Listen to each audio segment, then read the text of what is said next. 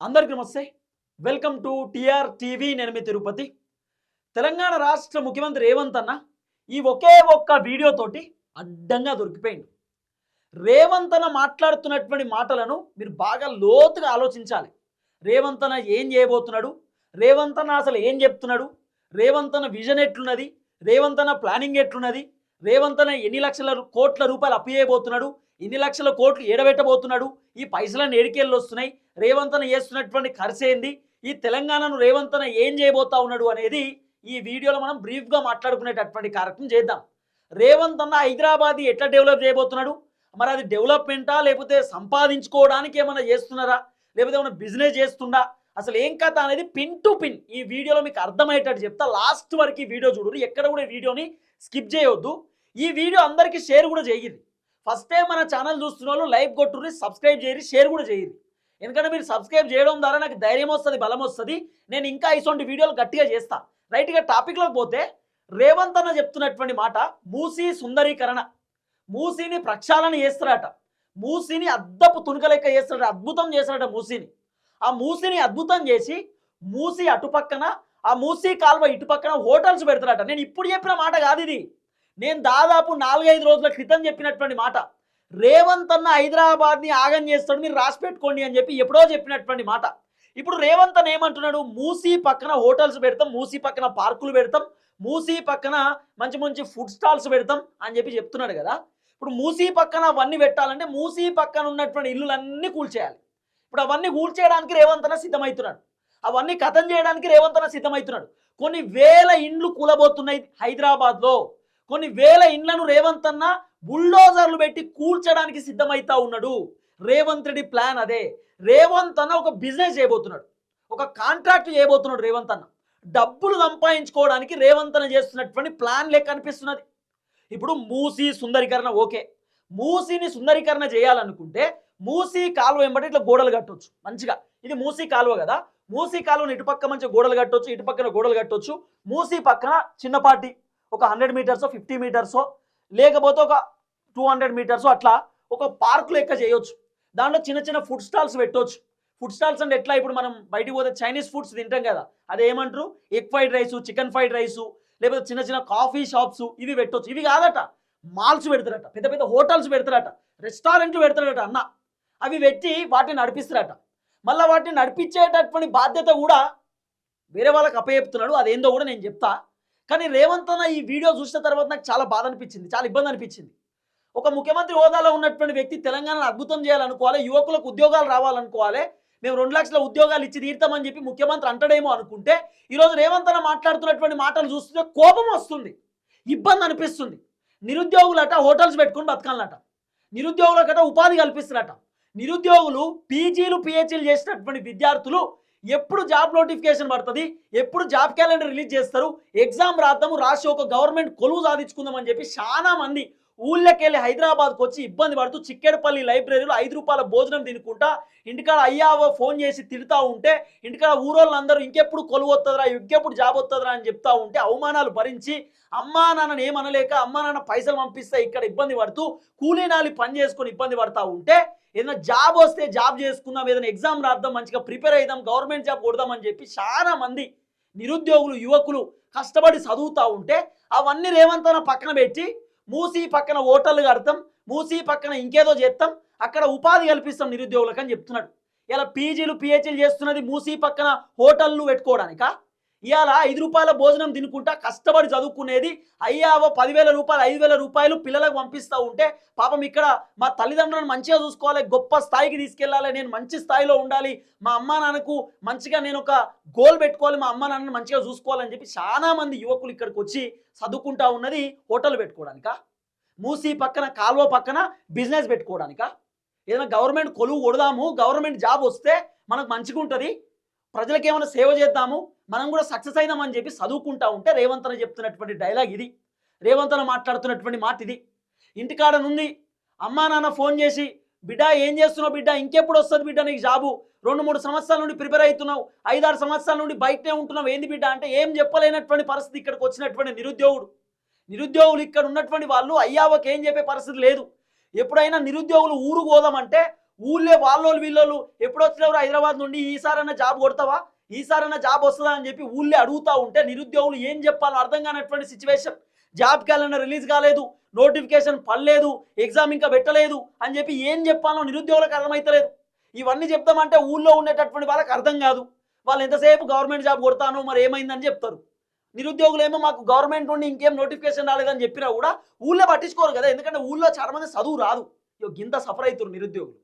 రేవంత్ అన్నేమో ఆయన డైలాగులు మీరు చూస్తే మొత్తం అర్థమవుతుంది. ఫస్ట్ టైం ఛానల్ చూస్తున్న వాళ్ళు లైక్ కొట్టుర్రి, ఏం చెప్తారో వినుర్రి. చాలా ఇబ్బంది అనిపించింది నాకు ఈ వీడియో చూసినప్పుడు, చాలా ఇబ్బంది అనిపించింది. ఎవరు ఏమని అనుకోరు. నిరుద్యోగులు ఉద్యోగాల కోసం కష్టపడుతుంటే ముఖ్యమంత్రి ఏమో మూసీ పక్కన కాలువ పక్కన మేము బిజినెస్లు పెట్టిస్తాం, నిరుద్యోగులు బిజినెస్ పెట్టిస్తారట. ఆ బిజినెస్ కోసం ఎంత తింటారో తెలుసు, దందా, మీ సెటిల్మెంట్లు, మీ కమిషన్లు ఎంతో మాకు తెలుసు. చూడు వీడియో అయితే చూడు. హైదరాబాద్ నగరంలో కూడా మూసీ నది రివర్ ఫ్రంట్ మనం డెవలప్ చేసుకుంటున్నాం. దీని చుట్టూత రాత్రిపూట మొత్తం వ్యాపారాలు ఓపెన్ చేస్తాం. అంతే, పొద్దుటిపూట పని చేసుకోవడమే కాదు, రాత్రిపూట పని చేయడానికి కూడా మూసీ నది ఒడ్డున రెండు వైపులా రాత్రి మొత్తం వ్యాపారాలు జరిగేటట్టు హోటళ్ళు, వ్యాపారాలు, కూరగాయలు, పంటలు, టాక్సీ అన్ని చేసి మొత్తం లైట్లు పెట్టి బ్రహ్మాండంగా పెట్టి నిరుద్యోగ యువకులకు ఉద్యోగ ఉపాధి అవకాశాలు కల్పించి శాంతి భద్రతలను పటిష్టంగా. విన్నారా, మూసీ పక్కనట రేవంత్ అన్న బిజినెస్ పెట్టిస్తారట. అంటే ఇప్పుడు మా నిరుద్యోగులు పీజీలు పిహెచ్డీలు చదివినటువంటి వాళ్ళు ట్యాక్సీలు నడుపుకోవాలన్న, ఇడ్లీ సెంటర్లు నడుపుకోవాలన్నా, హోటల్స్లో పని చేయాలన్నా, మూసీ పక్కన కాఫీ షాప్ పెట్టుకొని బతకాలన్నా, ఆ మూసీ పక్కన రెస్టారెంట్లు పెట్టుకొని బతకాలన్నా. అంటే వాళ్ళకు గవర్నమెంట్ కొలువులు ఇవ్వవా, గవర్నమెంట్ నోటిఫికేషన్లు రావా, జాబ్ క్యాలెండర్ రిలీజ్ చేయవా? అంటే పీజీలు పిహెచ్డీలు చేసేటటువంటి వాళ్ళు ఎంతసేపు మూసీ పక్కన ఆటోలు కూడా బతకాలనా అన్న, జాబ్ కోసం వెయిట్ చేసుకుంటూ బతకాలనా అన్న? నువ్వు చెప్పేది ఇదా? అంటే నిరుద్యోగులకు నువ్వు కల్పించేటటువంటి ఉద్యోగాలు మూసీ పక్కన బిజినెస్. ఏం బిజినెస్? మళ్ళా ట్యాక్సీ నడుపుకోవచ్చట, మూసీ పక్కన హోటల్ పెట్టవచ్చట, కాఫీ షాప్ పెట్టవచ్చట, రెస్టారెంట్ పెట్టుకోవచ్చట. ఏంది కథ? ఒక ముఖ్యమంత్రి హోదాలో ఉన్నటువంటి వ్యక్తి మాట్లాడాల్సిన మాటలా? నిరుద్యోగులకు 2 లక్షల ఉద్యోగాలు ఏడబోయినాయి అంటున్నా నేను. నిరుద్యోగులకు 2 లక్షల ఉద్యోగాలు ఇచ్చి తీరుతామని చెప్పి ఇదే కాంగ్రెస్ ప్రభుత్వం చెప్పారు కదా. మరి ఆడ ఉన్నాయి 2 లక్షల ఉద్యోగాలు ఎవరికి ఇచ్చినావు? ఎవరెవరికి వచ్చినాయి ఉద్యోగాలు? దీంట్లో పెద్ద లాజిక్ ఒక్క వీడియోతో రేవంత్ అడ్డంగా దొరికిపోయింది. 2-3 పాయింట్స్ ఉన్నాయి దీంట్లో, మీకు అన్ని చెప్తా. ఇంకేమంటున్నాడు వినూరి. అమలు చేసి పొద్దుపూట కష్టం చేసుకున్న వాళ్ళు సాయంత్రం పోతే కూరగాయలు కొనుక్కోవాలనుకున్నా, బట్టలు కొనుక్కోవాలనుకున్నా, పిల్లల్ని తీసుకెళ్లి ఇంత హోటల్లో మనం ఇంత మంచి భోజనం పెట్టించి మొత్తం అట్లా నగరాన్ని చూపించి రావాలనుకున్నా, ఈ రోజు మొత్తం ఇదంతా అభివృద్ధి చేయాలనుకుంటున్నాం. దీన్ని నైట్ ఎకానమీ అంటారు. పొద్దుపూటనే కాదు, రాత్రిపూట పరిశ్రమలు ఎట్లయితే జరుగుతున్నాయో నైట్ టూరిజంని కూడా మనము, లేక్ టూరిజంని కూడా మనం ఇవాళ డెవలప్ చేయాలనుకుంటున్నాం. అందుకే అర్థమైందా? మీకు ఇండైరెక్ట్గా అర్థమయ్యేటట్టు చెప్తా. అన్న ఏం చెప్పబోతుండే ఏం కథ అనేది మీకు అర్థమయ్యేటట్టు చెప్పేటటువంటి కార్యక్రమం చేస్తా. మీరు బాగా వినూర్రి. మళ్ళొకసారి వీడియో వింటారా? మళ్ళొకసారి వీడియో పెడతా. ఇంతకుముందు నేను మధ్యలో మాట్లాడినా కదా, ఇంటరప్ట్ అయినా కదా, వీడియో మొత్తం వినూర్రి. హైదరాబాద్ నగరంలో కూడా మూసీ నది రివర్ ఫ్రంట్ మనం డెవలప్ చేసుకుంటున్నాం. దీని చుట్టూత రాత్రిపూట మొత్తం వ్యాపారాలు ఓపెన్ చేస్తాం.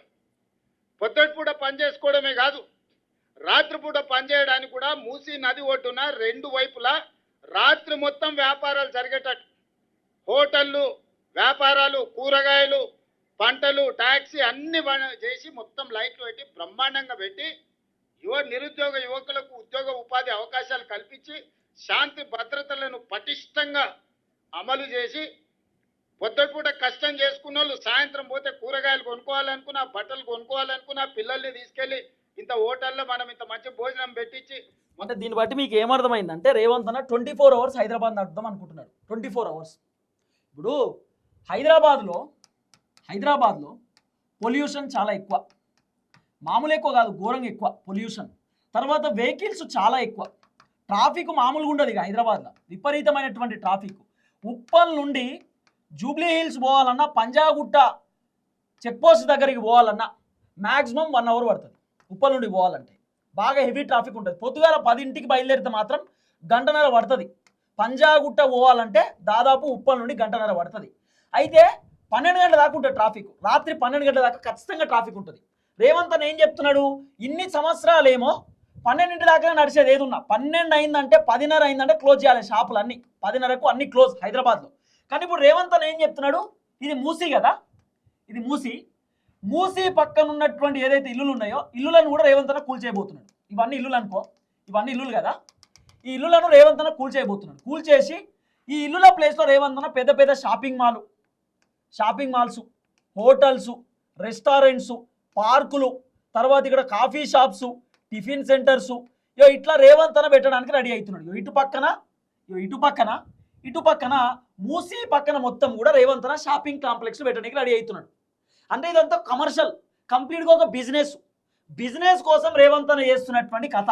ఈ బిజినెస్ వెనకాల ఏం జరుగుతుందంటే, ఇప్పుడు ఈ మూసీ పక్కన మూసీని మొత్తం సుందరీకరణ చేసి మూసీని అద్భుతం చేసిన తర్వాత ఏం జరుగుతుంది, ఈ పక్కన షాపులు పడతాయి కదా, ఈ షాపులకు టెండర్లు ఉంటాయి ఈ షాపులకు.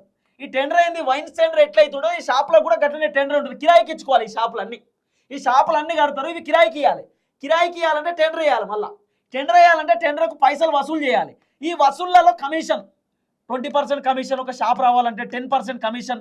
ఎందుకంటే మూసీ సుందరీకరణ చేసాక మంచిగా లైట్లు గీట్లు పెడితే చాలా మంది ఆ మూసీని చూడడానికి పోతారు. అక్కడ ఇప్పుడు ట్యాంక్ బండ్ ఒకటే ఉంది కాబట్టి ట్యాంక్ బండ్ దగ్గర పొద్దుగాల నుండి సాయంత్రం దాకా మస్తు మంది జనాలు ఉంటారు, మస్తు మంది యువత ఉంటారు అక్కడ. కాబట్టి యువకులు తర్వాత చాలా మంది యూత్ అక్కడే ఉంటారు. ఏది ట్యాంక్ బండ్ దగ్గర, సెక్రటరీ ట్యాంక్ బండ్ కాబట్టి మంచిగా చాలా మంది ఉంటారు. అయితే ఈ మూసీ కాలువని సుందరీకరణ చేయడం వల్ల, మూసీ కాలువని మంచిగా లైట్లు పెట్టి అద్భుతంగా చేయడం వలన చాలా మంది వ్యూవర్స్ వస్తారు ఇక్కడ చూడడానికి నైట్ వ్యూ కోసం. కాబట్టి పక్కనే హోటల్స్ పెడితే బాగా దందా అవుతుంది అనేది రేవంత్ అన్నకి అర్థమైపోయింది. అందుకే రేవంత్ అన్న కేవలం బిజినెస్ కోసం ఈ మూసీని సుందరీకరణ చేయడానికి రెడీ అవుతున్నాడు, బిజినెస్ కోసమే. అంటే పక్కన ఉన్నటువంటి హోటళ్లకు టెండర్లు ఇచ్చి, కాంట్రాక్ట్లు ఇచ్చి, ఇక వాళ్ళ దగ్గర నుండి పైసలు వసూలు చేసుకోవాలి. నెలాఖరికి ఇంత కట్టాలి, సంవత్సరానికి ఇంత కట్టాలి. ఇదంతా కూడా ఒక బిజినెస్ లెక్క. అదే కొడుతున్నాడు బిజినెస్ లెక్క. అంటే తెలంగాణకు ఎంతో కొంత బడ్జెట్ రావాలి, పైసలు రావాలంటే, తెలంగాణ నడవాలంటే ఏదోటి చేయాలి. ఏదోటి ఏం చేద్దాం, మూసీ సుందరీకరణ అని చెప్పి మూసీ చుట్టుపక్కల మొత్తం బిజినెస్ పెడితే వాళ్ళే గవర్నమెంట్కి ఇన్ని పైసలు ఇస్తారు, అట్లా కూడా గవర్నమెంట్ నడిపించుకోవచ్చు. లేకపోతే ఇక దీంట్లో కమిషన్ ఉల్టా. ఇప్పుడు నీకు హోటల్ రావాలి, ఒక్క హోటల్ కోసం 10 మంది పోటీ పడతారు అనుకో, వాళ్ళు ఎవరు ఎక్కువ పైసలు ఇస్తే వాళ్ళకే హోటల్ ఇవ్వాలి, ఎవరు పైసలు ఇస్తే వాళ్ళకే. మళ్ళీ దీంట్లో ఈ హోటల్ పెట్టేటోళ్ళు కూడా రేవంత్ అన్నకి సంబంధించిన బ్యాచే ఉంటారు, రేవంత్ అన్న టీమే ఉంటారు. ఇదో కథ. రెండోది, దీంట్లో రేవంత్ అన్న చెప్తున్నటువంటి మాట ఏంది తెలుసా, నిరుద్యోగులు ఉన్నారు కదా, నిరుద్యోగులకే ఉద్యోగాలు ఇయ్యడు, గవర్నమెంట్ కొలువులు వస్తాయి అనుకోవడం ఈ భ్రమ. ఇక గవర్నమెంట్ కొలువులు రావు. ఆల్రెడీ ఓపెన్గా చెప్తున్నాడు, ఈ మూసీ కాలువ పక్కన ట్యాక్సీ నడుపుకోవచ్చు, హోటల్ పెట్టుకోవచ్చు, తర్వాత ఏదేదో చెప్తున్నాడు. కాబట్టి నిరుద్యోగులకు ఇండైరెక్ట్గా ఈ మూసీ కాలువ శుద్ధీకరణ చేసిన తర్వాత మీకేమన్నా హోటల్ ఏదన్నా ఇస్తాం, ఆడ మీరు బతుకురి అంటున్నాడు. హోటల్ గీటలు ఏమన్నా ఇస్తాం, గల్లనే బతకాలి, మీకేం ఉద్యోగాలు ఇవ్వమని చెప్పి రేవంత్ అన్న చెప్తున్న మాట. తెలంగాణ రాష్ట్రంలో కాంగ్రెస్ పార్టీని అధికారంలోకి తీసుకొచ్చింది నిరుద్యోగులు. ఆ రోజు బీఆర్ఎస్ పైన ఉన్నటువంటి వ్యతిరేకత కాంగ్రెస్ పార్టీ అధికారంలోకి వచ్చింది. చాలా మంది నిరుద్యోగులు కాంగ్రెస్ ఉంటే బాగుంటుంది, కాంగ్రెస్ అధికారంలోకి వస్తే బాగుంటుంది, రేవంత్ రెడ్డి ప్రభుత్వం వస్తే బాగుంటుంది అని చెప్పి నిరుద్యోగులు కాంగ్రెస్కి ఓటేయమని చెప్తే ఈరోజు నిరుద్యోగులను రేవంత్ రెడ్డి పక్కన పెట్టిండు. నిరుద్యోగులకు ఉద్యోగాలు ఇయ్యడట, నిరుద్యోగులకు ఉపాధి కల్పిస్తున్నాడు. ఎట్లా, హోటళ్లలో, టాక్సీలు, రెస్టారెంట్లు, కాఫీ షాపులు, ఇడ్లీ కొట్టు, ఏది మూసీ పక్కన. రేవంత్ రెడ్డి చెప్తున్న మాట. ఇండైరెక్ట్గా నిరుద్యోగులకు ఉద్యోగాలు ఇవ్వంటున్నాడు. రెండోది, మూసీ కాలువ పక్కన కంప్లీట్ బిజినెస్, అన్ని బిజినెస్, ఫుడ్ స్టాల్స్ అవోటి ఇవోటి పెడతా అంటున్నాడు. అంటే ఈ మూసీ సుందరీకరణ పేరుతోటి రేవంత్ రెడ్డి బిజినెస్ చేస్తున్నాడు. రేవంత్ రెడ్డి బిజినెస్ కోసం ఈ దందా అంతా కేవలం బిజినెస్. ఈ బిజినెస్ ఏంది, ఈ మూసీ పక్కన ఉన్నటువంటి ఏదైతే హోటల్స్ ఉన్నాయో మీకు అర్థమయ్యేటట్టు చెప్తా. ఇది హోటలు, ఇది రెస్టారెంటు, తర్వాత హోటల్ అంటే స్టే చేయడానికి కూడా ఉంటుంది, ఇది రెస్టారెంటు, తర్వాత ఇది కాఫీ షాపు, తర్వాత ఇది ఇక్కడ idli centre, tiffin centre something. ఇక దాని పక్కన ఇంకే ఉంటాయి కదా మస్తుగా, అదొకటి ఇదొకటి కేఎఫ్సీయో, లేకపోతే ఇక్కడ ఐస్ క్రీమ్ షాపో, ఏదో ఇక అన్నీ పెడతాడు. ఇక ఈ కాలువ పక్కన అన్నీ పెట్టి ఇప్పుడు దీనికి టెండర్లు.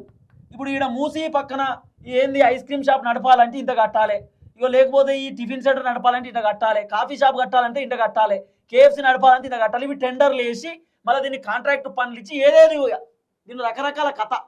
దీనికి మళ్ళీ పైసలు ఉల్టా వసూలు చేస్తారు. ఇదంతా బిజినెస్, కమర్షియల్ పర్పస్. రేవంత్ రెడ్డికి ఎంత ఉంటుందో తెలియదు మరి. ఇలా మరి గవర్నమెంట్కి ఏం లాభమో కూడా అర్థమవుతుంది. ఏమని అంటేనేమో హైదరాబాద్ బ్రాండ్ ఇమేజ్ పెరుగుతుంది అట ఇప్పుడు ఈ మూసీ సుందరీకరణ చేయడం వల్ల. 1,00,000 కోట్లు పెట్టి చేస్తుంది ఇదంతా. మళ్ళీ మధ్యలో గాంధీ విగ్రహం కూడా కడతారట. అపార్ట్మెంట్ కూల్చేస్తారు, మధు పార్క్ రిడ్జ్ అపార్ట్మెంట్ని కథం చేస్తారు. కేవలం ఒక దందా కోసం అని అనిపిస్తున్నది. కేవలం ఒక బిజినెస్ కోసం డబ్బులు సంపాదించుకోవడానికి మాత్రమే ఇదంతా చేస్తున్నామో అనిపిస్తున్నది. ఇప్పుడు హైదరాబాద్ బ్రాండ్ ఇమేజ్ ఏం తగ్గింది అంటే, హైదరాబాద్ బ్రాండ్ ఇమేజ్ కావాలంటే ఇప్పుడు ఈ మూసీ సుందరీకరణ చేయాలన్నా? హైదరాబాద్ బ్రాండ్ ఇమేజ్ కావాలంటే ఈ మూసీ పక్కన ఉన్నటువంటి ఇల్లులను కూల్చేయాలన్నా? హైదరాబాద్ బ్రాండ్ ఇమేజ్ కావాలంటే మూసీ కాలువ పక్కన హోటళ్ళు కట్టాలన్నా? అంటే ఇప్పుడు మూసీ కాలువ పక్కన హోటళ్ళు కడితే ఆ హోటళ్ళకే పోయి తింటారు. ఇక బయట ఎక్కడ తినరా ఇక జనం? ఆ మూసీ పక్కన మంచిగా వాసన చూసుకుంటూ తింటారా జనం? డబ్బు వాసన వస్తుంది మూసీ నీళ్ళు. ఆ నీళ్ళకి ఇప్పుడు బాగా అవి వాసన చూసుకుంటూ తింటారా జనం? అదేనా మీరు చెప్పేది?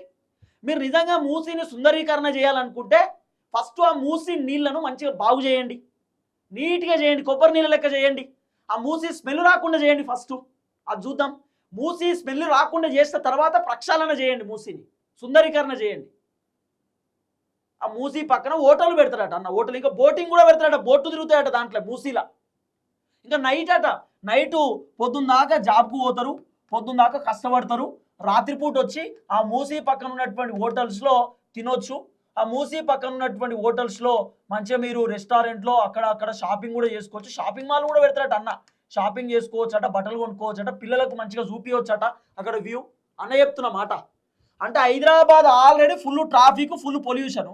ఇక 24 గంటలు హైదరాబాద్ రన్ అయింది అనుకో, శాంతి భద్రతలు అన్ని దెబ్బతింటాయి అన్న అంటున్నాడు. శాంతి భద్రతలు అద్భుతంగా పెడతాం అని చెప్తున్నాడు.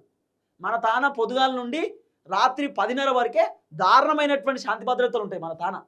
ఎవరిని కంట్రోల్ చేసే పరిస్థితి ఉన్నది హైదరాబాద్లో.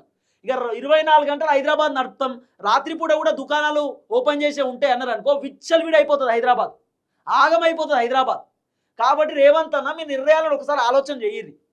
మీ నిర్ణయాలు, మీ కథ, మీ ఆలోచన విధానం, మీ పర్ఫార్మెన్స్ అన్ని తేడా కొడుతున్నాయి. కాబట్టి కొద్దిగా ఆలోచన చేసి ఏ డిసిషన్ అయినా తీసుకుంటే మంచిదేమో తెలంగాణ సమాజానికి కూడా. ఇదంతా కమర్షియల్ బిజినెస్ లెక్క కొడుతున్నది. మీ కమర్షియల్ దందాకు జనాలను ఎందుకు ఇబ్బంది పెడుతుర్రు? జనాలను ఎందుకు సఫర్ చేస్తుర్రు? నిరుద్యోగులకు ఉద్యోగాలు ఇచ్చే పరిస్థితి కూడా లేదు. ఇప్పుడు చాలామంది పీజీలు, పిహెచ్డీలు చదువుకున్నారు, గవర్నమెంట్ కొలువుల కోసం, నోటిఫికేషన్ల కోసం ఎదురు చూస్తుర్రు. అంటే గవర్నమెంట్ కొలువులు రావంటున్నావా, లేకపోతే గవర్నమెంట్ కొలువులు ఇయ్యలేము కానీ మూసీ పక్కన మేము హోటళ్ళు పెడతాం, ఆ హోటళ్లలో పనిచేయాలి నిరుద్యోగులు అని చెప్తున్నావా? ఏం చెప్తున్నావు మా నిరుద్యోగులకు? నీ 2 లక్షల ఉద్యోగాలు ఏడబోయినాయి? ఎవరెవరికి ఇచ్చినావు? 70,000 ఉద్యోగాలు ఇచ్చినా అని చెప్పి ముచ్చట చెప్తున్నావు. ఎంతమంది 70,000 ఉద్యోగాలు ఇచ్చినావు చెప్పు. 70,000 ఉద్యోగాలు ఎవరెవరికి వచ్చినాయో చెప్పు. ఎంతమందికి నోటిఫికేషన్లు ఇచ్చినావు, ఎంతమందికి జాబ్ క్యాలెండర్ రిలీజ్ చేసినావు, ఏం జరిగింది అసలు ఈ తెలంగాణలో? నిరుద్యోగ యువతకు ఎంతమందికి ఉపాధి కల్పించినావో చెప్పు. డైలాగులు కొడుతున్నా అన్న. దయచేసి ఈ వీడియో మీరు బాగా లోతుగా ఆలోచిస్తేనే అర్థమవుతుంది, ఉత్తగా అర్థం కాదు. ముఖ్యమంత్రి రేవంత్ రెడ్డి మాట్లాడుతున్న మాటలు మీకు అర్థం కావాలంటే లోతుగా డెప్త్గా వెళ్ళి ఆలోచించండి. రేవంత్ అన్న ఏం చేయబోతున్నా అనేది మీకు అర్థమైపోతుంది. ఇదంతా ఆయన కోసమా, తెలంగాణ సమాజం కోసమా, లేకపోతే తెలంగాణ బాగుపడడానికా ఏందనేది మీకే అర్థమవుతుంది. ఫస్ట్ టైం మన ఛానల్ చూస్తున్న వాళ్ళు దయచేసి సబ్స్క్రైబ్ చేయండి, షేర్ చేయండి, లైక్ చేయండి. నాకు కూడా గొంతు బాగాలేదు, థ్రోట్ ఇన్ఫెక్షన్ ఉంది, ఎక్కువ మాట్లాడలేకపోతున్నా. చూద్దాం ఏం జరగబోతుందో. జై తెలంగాణ.